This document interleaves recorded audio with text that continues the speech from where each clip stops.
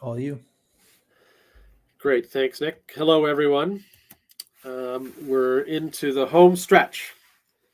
I think what we might do is give people who are sort of filing in between sessions, give them 30 seconds or so. So we'll start the presentation very shortly. Thanks.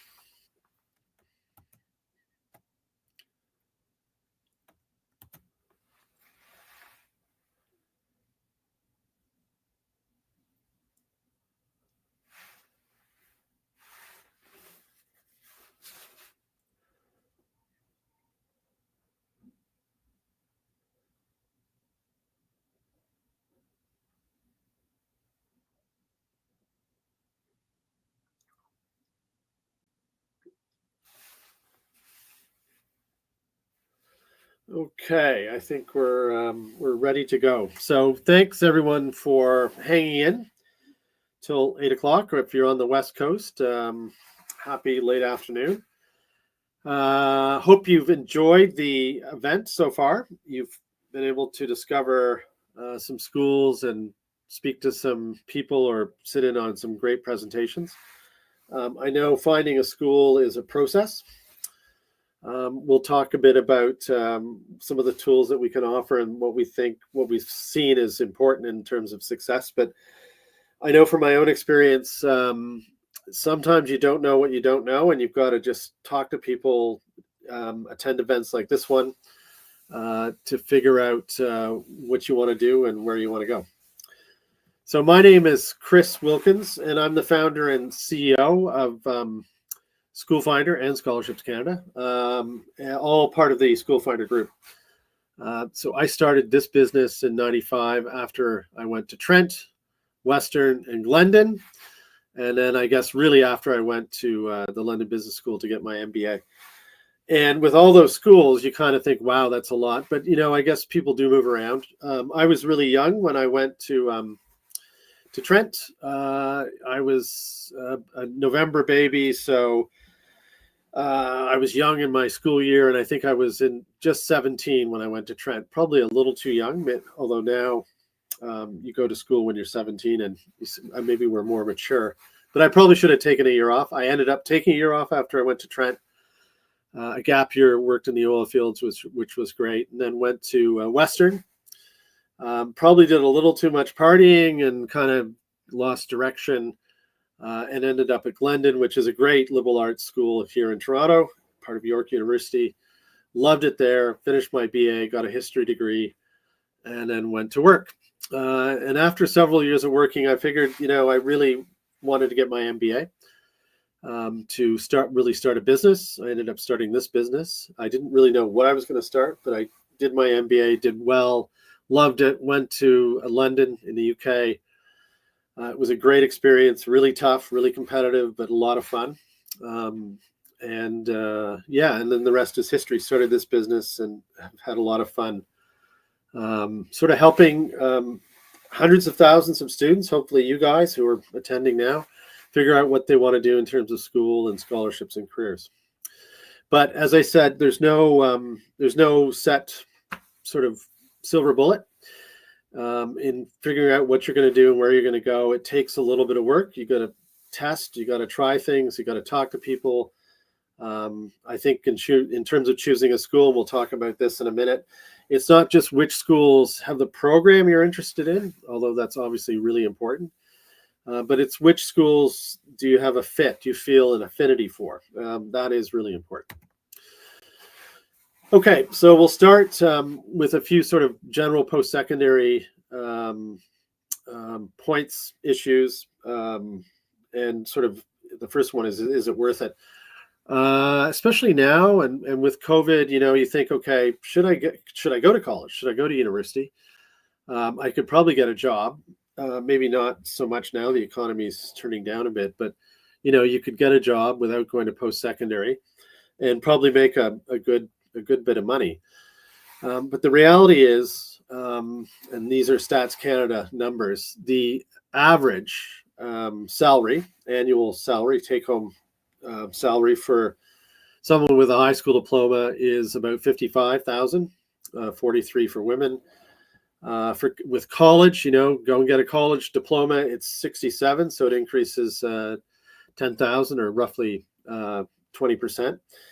And then go get a bachelor's degree, and it increases from 67 to 82. And I know if you get a doctorate or a master's, it will increase yet again. So it does make a difference. Going to school, getting a diploma, getting a bachelor, getting a doctorate or a master's will mean you will make that much more money in your career. In fact, you'll make roughly $1 million more with a bachelor degree than you would without. So it is worth it.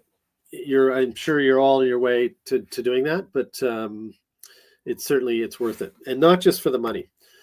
In this world where it's kind of hectic, we've got lots of things going on. The research shows that an education can make a huge difference in terms of the type of person you are. You're more likely to be environmentally conscious. You're more likely to be healthier. You're more likely to have a higher level of civic participation. And that's not just good for you. You're not going to make more money, just make more money. You're going to be a more fulfilled person, probably happier.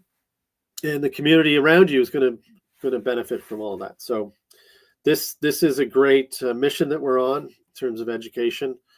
And our mission at the School Finder Group is really to encourage, to inspire, to help as many students as we can fulfill themselves with education. There's a challenge, though, and I went to Trent, left, worked in the oil rigs, then came back, went to Western, left, then went to Glendon, where I found a happy home, but 2 schools later. And this is definitely a challenge. 1 in 5 students drop out. So they drop out of the program they're in, or drop out of the school that they're in and try another school. And that does cost money. I mean, if you're going to try to get it right, you want to do a little research and make sure you're in the right school with the right program, with the right fit, because you're less likely to drop out. If you drop out, you may lose a year or 2 years, whatever you've been in school for. You may lose all of that. And that means losing tuition and whatever costs you've dropped into it. So there is a cost to it. And if you drop out, you may not come back. You may just drop out and go and work in Starbucks or whatever. So I think it is important to try to get the right school. So that's our mission, is to help you. We're not going to tell you what school to go to. We're going to tell you what schools you might want to go to, and provide lots of authentic, unbiased, and legit information as possible, so that you can make the right decision. When I was choosing my courses at Trent or Western 30 some odd 40 years ago, it was pretty limited. It was, are you going to university? Most kids were, I guess. College was really for trades. And you didn't go into that unless, I don't know, it was looked down upon, frankly. Not the case today. There are lots of options, not just in terms of, I've got a number here, 53,000 program profiles. Those would include diploma, bachelor, doctorate, masters. But that's really the number of programs that you could actually entertain and go to. And, it's not like you have to stay in Southern Ontario now, or Vancouver, or wherever you're from, Calgary, Edmonton. You can really go out of province, across the country, and outside of the country, around the world to do your education. So lots of options. And then diploma, it's different now. Diploma is a very viable and legit program. You can make good money. In some ways, it's kind of recession proof and pandemic proof, and so lots of interesting options. So how do you make sense of 53,000 programs? That's what we're going to show you. You may be able to use the site to do. 5,000 educational institutions, so that's Canadian, outside of Canada, lots of different options there, and easily 300 career profiles that are evolving and changing all the time. We've just published a cloud technician, or a cloud computing career, which, cloud computing didn't exist 10 years ago. We're doing something with AI, I think, in the next couple of weeks. Careers in AI didn't exist a year ago. So careers are changing too. Lots of options. How do you make sense of it all? So that's our mission, is to help you sort through all these options and help you match to the right programs, to the right schools, find the right scholarship so you can pay for it, and ultimately the right career. Let's take a tour. So I'm going to, I've got some screen grabs here, but I'm going to hop on the site. I will just kill my screen share. Nick, if there are any questions, let me know, and we'll try and answer them as I move around here. So I guess a couple of the questions came early on. They were asking about your introduction. Is Trent a good university, and what program did you do? Trent's a great university. I'm going to say they're all great, but no, it is. And every university is great for someone too. So Trent is what I loved about it is it's small. It's smallish. So small liberal arts. And I realized after I went to Western and tried different schools, and when I was looking at business schools, I chose a small school. The London Business School is relatively small because I like smaller schools. That's just me. I just like that kind of smaller, more, close-knit community environment. But Trent is a great school. It's modeled to some degree off the English university system. There's lots of activities. Now I'm talking about 30 years ago, but lots of activities, lots of things to do, great student population, great profs, great, nothing bad I can say about it. But the same with Western. Western was fantastic, but Western's a bigger school. And so for me, it's not my cup of tea. I need a smaller, if I'd gone to a smaller college like King's, Huron, or whatever at Western, it might have been a much better experience for me because it's a smaller college within a bigger school. U of T has a similar system. A lot of larger schools have smaller colleges affiliated with them. So, but the only way you know that is going on campus, talking to people. Anyway, that's the quick answer, the long answer to that question. Is there another? Yep, that actually works out perfectly because the follow-up question was, which school did you like the best? So you answered that briefly. The best school for me was the London Business School because at that point I was in my 30s. I was doing an MBA. I had matured enough that I, knew what I wanted to do. I was absolutely committed to the workload, to the school, and it was amazing. Met lots of amazing people there, lots of great profs. Still go back for the 5-year reunion every 5 years or whatever the number is.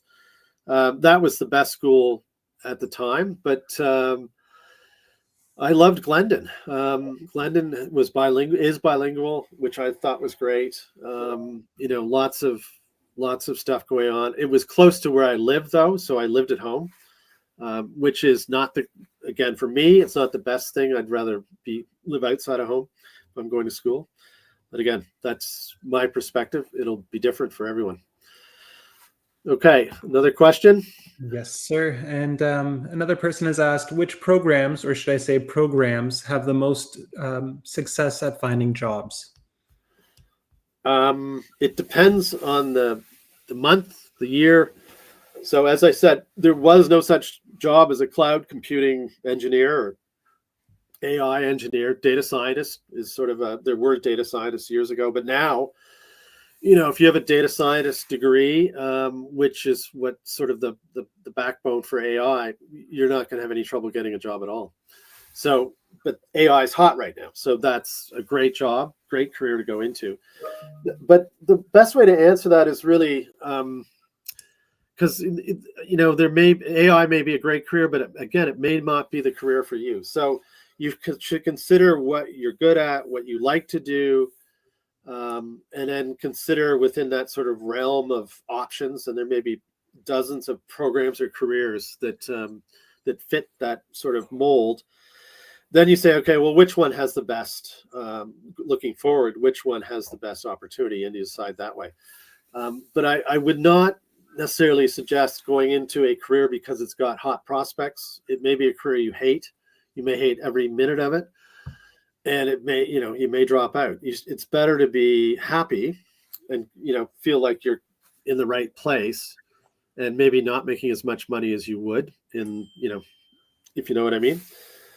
But maybe you're driven by money, so it doesn't matter. And we have a career quiz. I'll dip into that in a minute, but that may help in terms of answering some of those questions.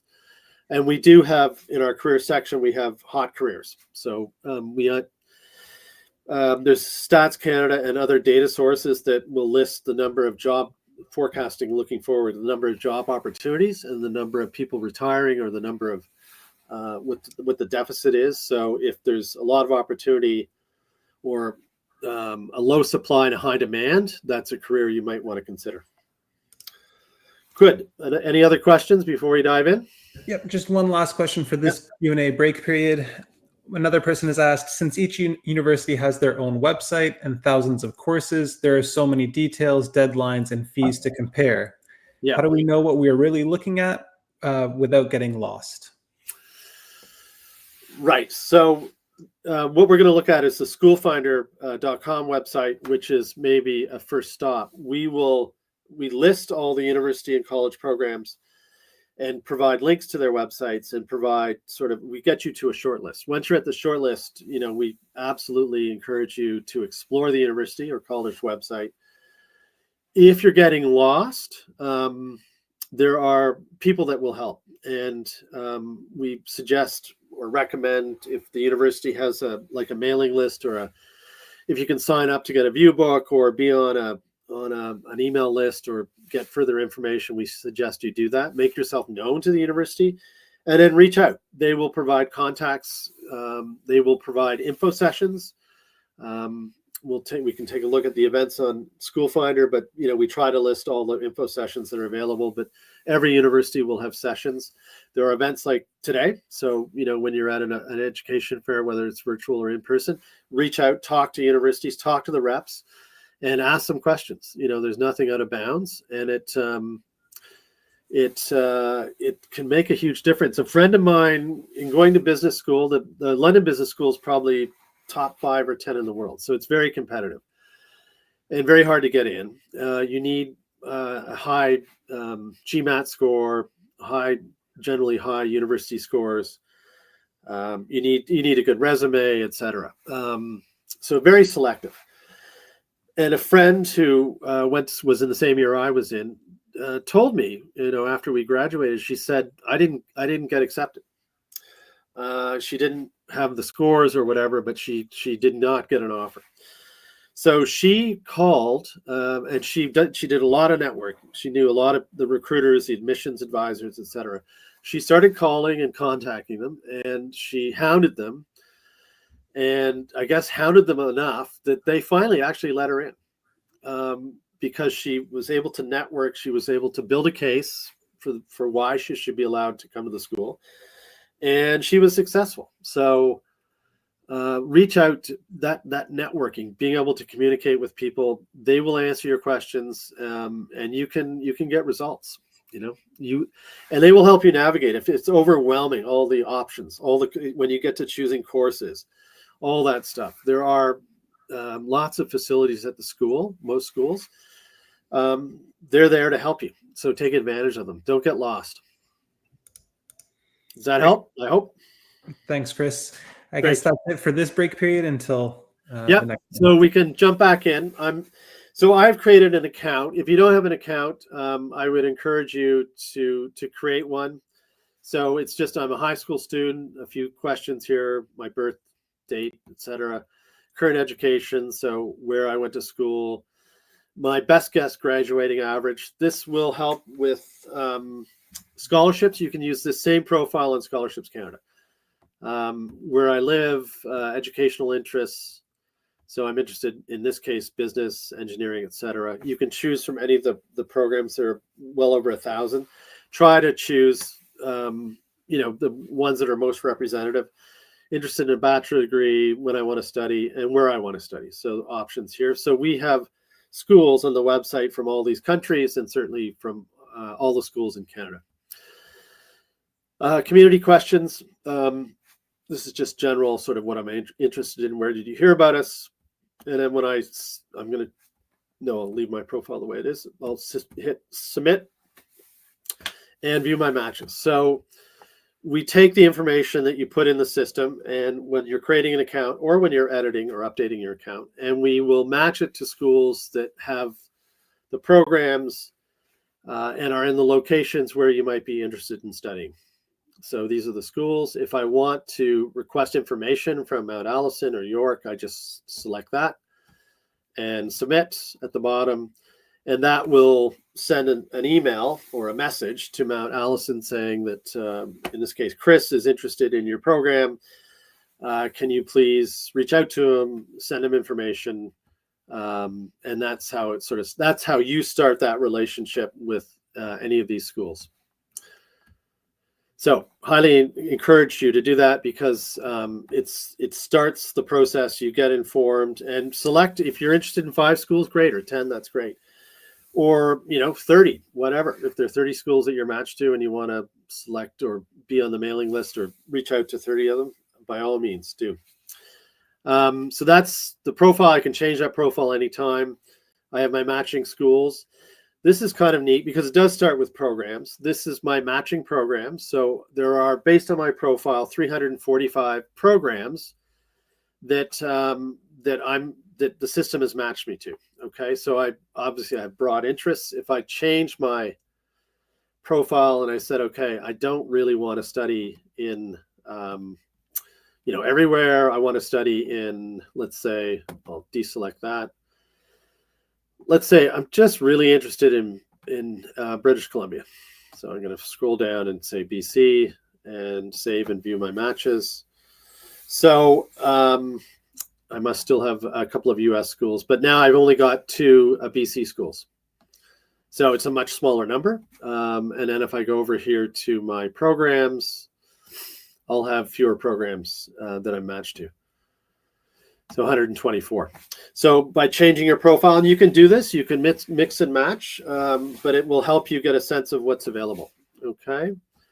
If we try to collect information, obviously length, program type, bachelor, also tuition if we can, and if there's minimum grades, we try to pick that up. So mine, I think, was 75. So 73 is okay, good to go. Let me just change my profile here, and I'm going to add Ontario to the mix, so I got that many more universities, and go back to my dashboard and look at my programs. So I've gone from 124 to 249. It gives you some sense of how many universities and colleges there are in Ontario. So 70, all good. I'm looking for a negative, so there's 83. So if I want to go to Simon Fraser for business, and if I'm in grade 11 or grade 12, and you can do this anytime, if I'm in grade 12, I may not get in, or at least 83 is the minimum. So maybe I reach out to them, maybe I put my head to the books and try and improve my my GPA or my average. But this is what this is. It's meant to help you get a sense of, okay, these are the schools I'm interested in, and this is what I need to get in. So this is for Simon Fraser, the description, fields of study, the cost. There are 39 scholarships available at Simon Fraser, not necessarily for this specific program, but generally there are 39 scholarships available. Good to know.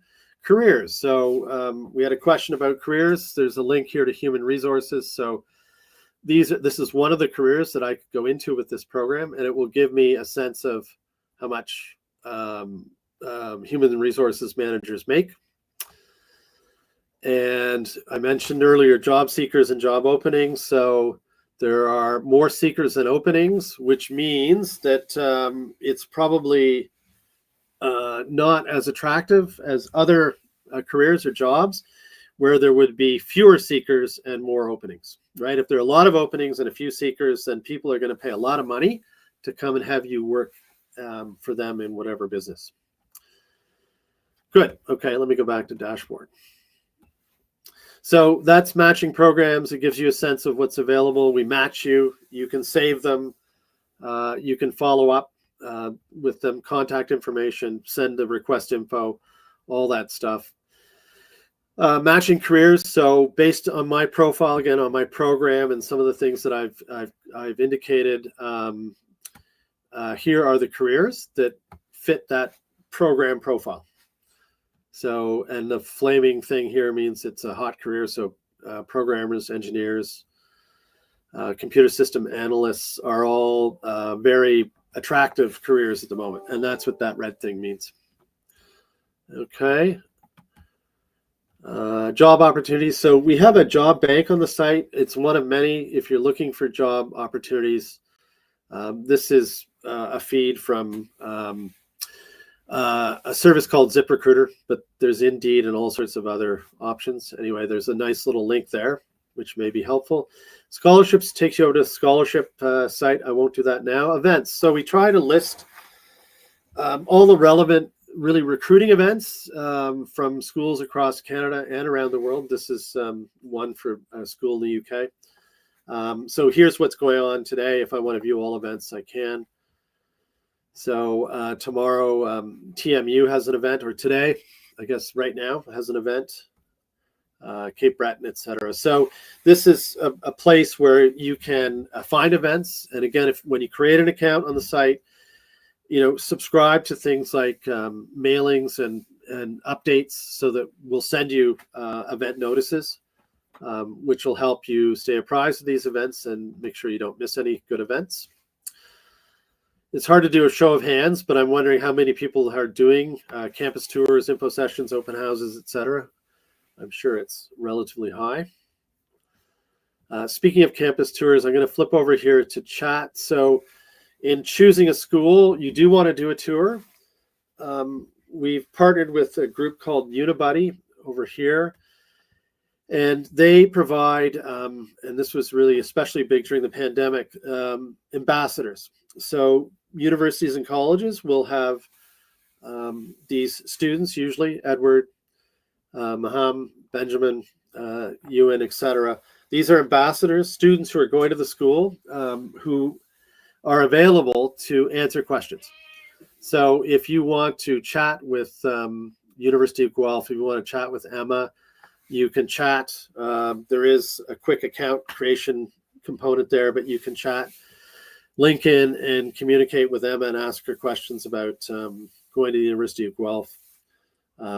She comes from a small town in rural Ontario. They may have ambassadors that come from a Vancouver or anywhere in the world or across Canada. You may want to link in with one of those ambassadors, but also a great way to speak to someone who's at the school and can give you, in some ways, a more authentic answer than us people in sales and marketing, right?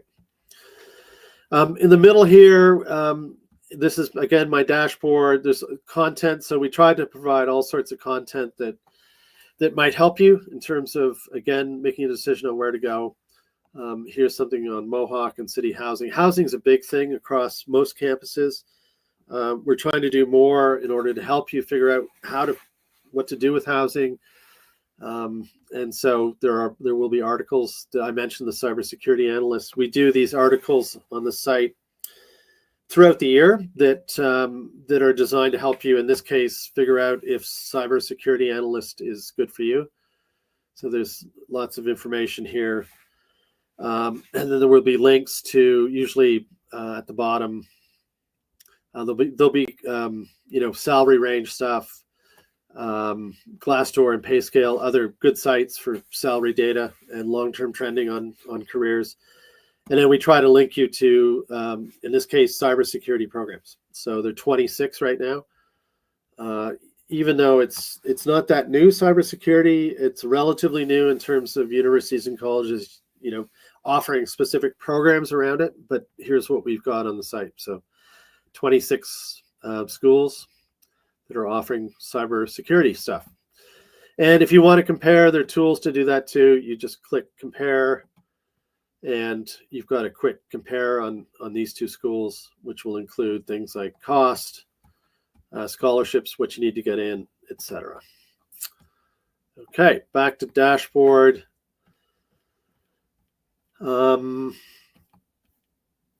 that may be it. Careers we talked about, but career quiz we didn't. So let's talk about the quiz. So if you're not sure, and you want a high-paying job, but you're not sure what your strengths are, you haven't done an aptitude test. There is a test here. All of this is free, by the way. So you can jump on to click over to the career quiz here and take the quiz. I've taken it already, so it'll give me answers. So based on my profile, I've got a 93% fit in research sciences, 86 in natural resources and environment. So if I want to drill down on research sciences and look at universities that offer that, I can click in here and I will get or careers that require university education. I will get a list of all the careers here. And if one fancies I go and look at biologists, figure out what they do. We saw this earlier, the earnings, the outlook. So in this case, this is a biologist. This is Stats Canada data. So there's 7,800 job seekers. And this is probably this year, last year, within the last 2 or 3 years. But 8,100 job openings. And so this means this is a career that has more opportunity in terms of earnings, in terms of progression and whatnot up through the ranks than the one we looked at before. Yeah, so there's a career quiz. And I think that's it. I mentioned subscription. I'm going to jump back into that. You would want to, I would say, it's over here. Dashboard. So I would encourage you to stay, if you're looking for schools, to click school information, which means if we have a school that you may be interested in, we might do a campaign just letting you know about it. And that's probably in your best interest. Scholarship deadline alerts, if you've taken your profile and there's one more sort of set of questions you need for scholarship search. If you've done that, you want to make sure you're subscribed to that. Promotions as offers is up to you. We do work with research companies and banks and whatnot, and they do promotions and offers. If you want to be part of that, great, select yes. You can unsubscribe or change your subscription status anytime. School Finder group messages from us. I think that's probably worthy. Newsletters, up to you. We'll send a newsletter out once a month, just outlining what's going on based on your level, like high school. We're trying to use AI to better sort of format that and deliver generative AI sort of stuff, or at least use AI algorithms to drop content in that would be really relevant to you. In fact, we have a little test here if we want to try AI. And I will just log out. So if I scroll over here to my beta test and go back to my PowerPoint.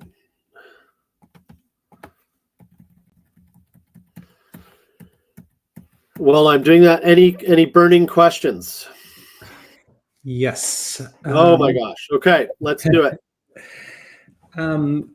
Eva has asked, after paying for tuition, if I fail, will it look bad on my GPA, or is it better to drop out? What happens if you drop out? If you drop out after first year or in the middle of first year? I guess in the middle of first year, yeah. You may lose money because you've missed the deadline to drop out, and so you don't get a refund. Academically, it doesn't look good, but no doubt it sparks a question.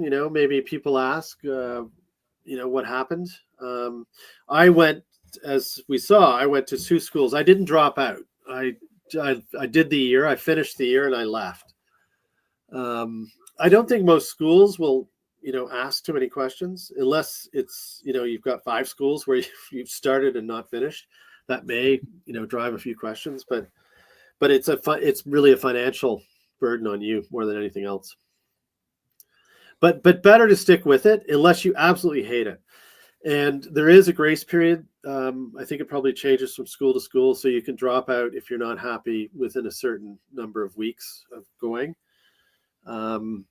But otherwise, the more homework you can do, which means going to campus, figuring out what your short list of schools are, if you can go to a lecture, go to the residence, go to the cafeteria, go to the gym, just explore campus, spend a day or at least half a day on campus, speak to other students. That'll give you a good sense of whether the school's a good fit for you. Okay. And highly recommend that. Okay. What else? Great. Next question. If you're thinking about applying for a bunch of different programs, how would you suggest narrowing it down? So if you're doing it in Ontario where it's a limit, right? At least a limit before you pay extra. Maybe that's the question. How do I get it down to within that limit? It depends, which is a terrible answer, but I know, speaking to one of our colleagues at a British university, who had a lot of Canadian students interested in the med programs, because it's hard to get into med programs in Canada, and they wanted the highly desirable med MD program, and he said it's almost impossible to get into. He said the better strategy is to don't go into the med program right away. Go into another program. It was a lab or something in sort of related in health sciences. Go into a lab program, much easier to get into, and then you can transfer.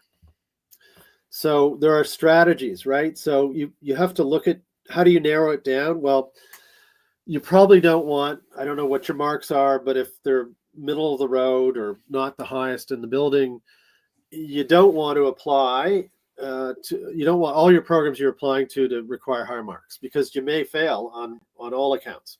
So you have to have what is called, it's sort of a safety school, safety program. So you got one program there that you're pretty sure you can get into no matter what. Your marks are good. So you've got that. That's in your back pocket. Then you start looking at the other ones, and you decide what's your totally aspirational school program. If you had your dream come true, what would it be? And that's your sort of aspirational program. And then one or two in between. That's probably how I would look at it. That helps. Great. Fantastic. I'll send it back to you in the AI demonstration as we're close. Great. So let's do, how do I narrow? So this is live now, and we're going to provide a deck with a link to this. It's on the site, on the main page. There's what we call a main page promo thing. You can, when it comes up, you can click on it and you'll get there. So it's really in what we call beta or testing right now. But love to have your comments. There is a little tool to collect comments. I don't know if this is the right question, but let's try it. How do I narrow down my program choices? So it will take content that's on School Finder or Scholarships Canada or Study in Canada, our three main sites, and it will aggregate that, and then it will reference the article. So this came from this article here, 5 tips on choosing the school for you. So it's a bit of what we're talking about, obviously. Ask questions, visit campus. So I've probably gone over that quite a bit. This was written by Redeemer too. So we work with 150 some odd colleges and universities in Canada and around the world. This article was contributed by Redeemer.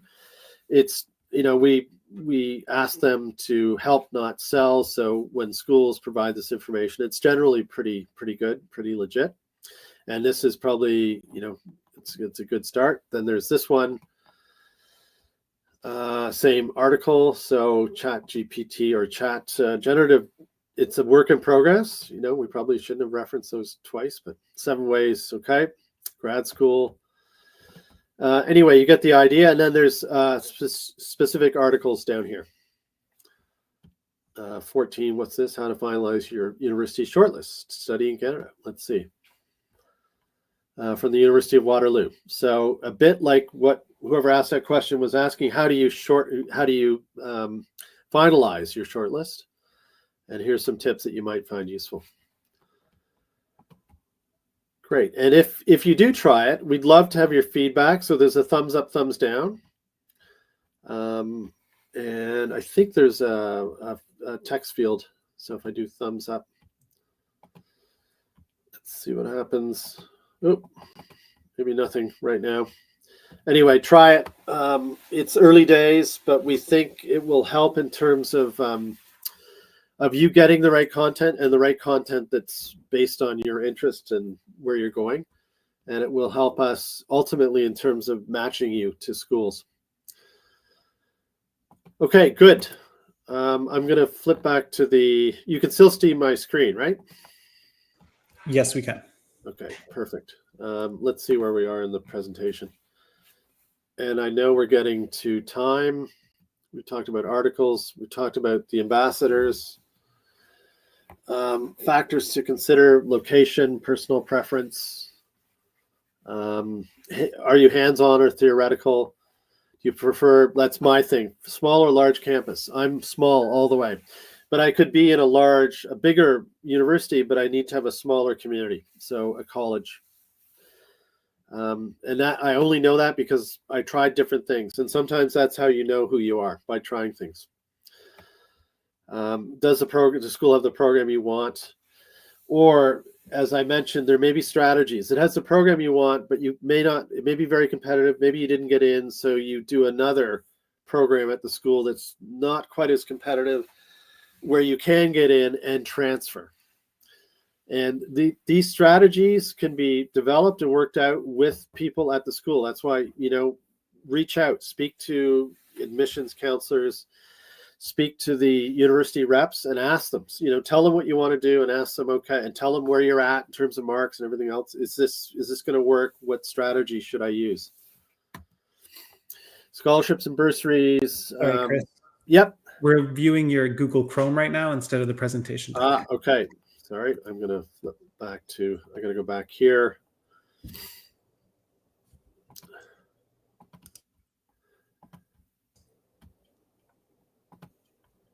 Okay.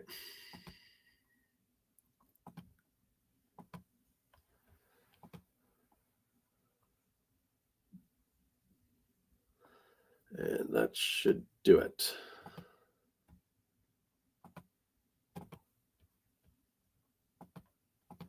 So can you see the presentation? Yes, we can. Excellent. So factors, campus life, the feel, we talked about that, feel the campus. Do they have financial aid, bursaries, grants, etc.? Scholarships Canada lists a ton of stuff, but not everything. You should check with colleges and universities you're interested in. You could also talk to them about co-op opportunities, working on campus. Do they have jobs? Do they hire people? Stuff like that. Finding the right program. What interests you? Is graduating with work experience important to you? On the dashboard, or when we list programs, we will indicate whether they're co-op or not, and you can search for programs based on co-op. So there are many programs that have a co-op mode. If that's important, and I think it is, I know back to doing my MBA, my first year, it was actually part of the program. We had to go and work for companies, and that was a great experience. I mean, being able to work and do your degree is really, really great. If you haven't done it, it's because it really helps you form in your mind what you want to do when you graduate. And it's a great networking experience. It can lead to getting a job. It's really, very, really positive. What kind of degree do you want? What careers interest you? I spoke to a student a month ago and I said, what are you interested in? He said engineering. So I said, I kind of assumed it was going to be a bachelor degree in engineering, Waterloo, U of T, wherever. And he said, yeah, but I'm also interested in a diploma.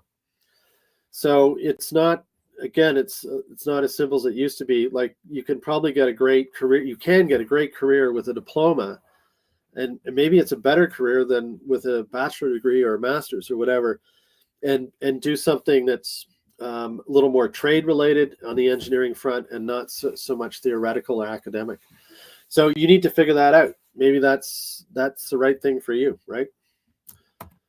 And remember, it's okay to change your mind. You're going to try things. Hopefully they work. Hopefully you don't bail halfway through first year, but it will happen. Don't let it, kill you. Rebound, regroup, learn from it, and move on. And, now we're all living longer. So, retiring at 65 is kind of, it's going out the window. Kids born today may live well into their hundreds. So you may have many careers, not just one or two. Researching schools and programs, get to know your options. There are many ways to learn more about your schools. So online and offline, absolutely. Request information from a school on our site or wherever you meet a school. Take a campus tour, attend info sessions, meet the recruiters, admissions advisors, talk to current students and alumni. And it's not just for programs and schools, but also for careers. I mean, if you're in high school now, you're not sure what you want to do. Talk to people when you're starting to make decisions about a program because you want to get a certain career. Talk to people about that and about the career. FAQs, I won't go all the way through this. Again, there's the AI search. We'll send you the deck. Takeaways, do some research, make a short list of schools, safety and stretch, which is what I was alluding to before, like school that you're going to get into or a program for sure. And a stretch is, I'd love to get into this. I'm not sure I can do it. And then stuff in between. Reach out to schools on your short list, take a tour. We've got some Instagram stuff here. You can sign up on our social. Go to Scholarships Canada to find a scholarship. And good luck. That's it. We're right on time, 8:47. Any more questions? Yes, a couple more. Would you recommend working while studying, I guess while in school? Yeah, and a lot of people do. As long as you can manage your school workload. If you're working, a full job, 40 hours a week, and you've got a full complement of courses, it's a big demand. And I'm not sure I would do it first year. If you're going into first year, just beware that there's a learning curve, and you probably want to ease into it. So don't get saddled with a big job or a 40-hour a week job, which you may or may not like, and then have all the schoolwork on top of that. We ask students about their anxiety over finances. We do research from time to time, and I know for sure going from high school to college or university, the anxiety meter is like off the charts in terms of finance. And oh my God, I'm leaving home, or I'm going into a new situation. I have to pay for school. There's tuition. There's books. There's all this stuff that the bills are just going to pile up. I don't know how I'm going to do it. And then we ask students, in years after first year and second and third, and that anxiety meter really eases back because they figure it. There's a way we can make it work. You figure it out over time. You do get summer off. There's summer jobs. We hire students, and in some cases they're making basically a full-time salary over the summer, which almost pays for tuition for a year, right? So there are ways that you can do it. There's lines of credit. There's scholarships. There are options, jobs on campus, etc. So it's really stressful, I know, going in, but most of us get through it. Okay, another question? And the very last question I have for you is, what if the university does not respond to my request for information? I guess that has to do with the lead match. Yeah, so we help connect you to universities and universities to you through what we call lead match and through this request information. And probably 30%, maybe more, don't respond. And we encourage them to respond because we've asked you or your cohort students, and I have 70% say they expect a response in up to 5 days or sooner. And even a larger number say, if I don't get a response, it reflects badly on the school, right? So we tell schools and we provide services to help them, but we can only go so far. I'm not sure if I didn't get a response from a school and it's really a school that I wanted to go to. There could be mitigating factors. The school, maybe the response, the email or the response got lost somewhere. So you can't really just put it on the school, but so I would try again. But if the service you're getting from the school, not just in terms of responses, but if you're talking to them, if they're promising things, if that level of service is kind of upsetting you or it's not where you think it should be, maybe it's not the right school. And there will some schools, just like some businesses, some schools will be excellent at response and follow up and support, and other schools won't be as good. So, it's just the way it is. And for some people that matters and for others it doesn't. But yeah. So if you don't get a response, try again is the quick answer. Don't I wouldn't let it deter you from, or block you from applying to the school, because who knows what could have happened, right? Hope that helps. Yep. Thank you. Those are all the questions that we have for you. I have added the links for both the career quiz as well as the AI search in the chat, but I'll leave the last word to you. Okay. So my last words are good luck. It's such an exciting time. There are so many options. The world's moving, so quickly. It seems sometimes like it's kind of a crazy bad world, but generally we're living longer. We're living healthier lives. We're able to travel, and we're learning from each other. Is such an exciting time.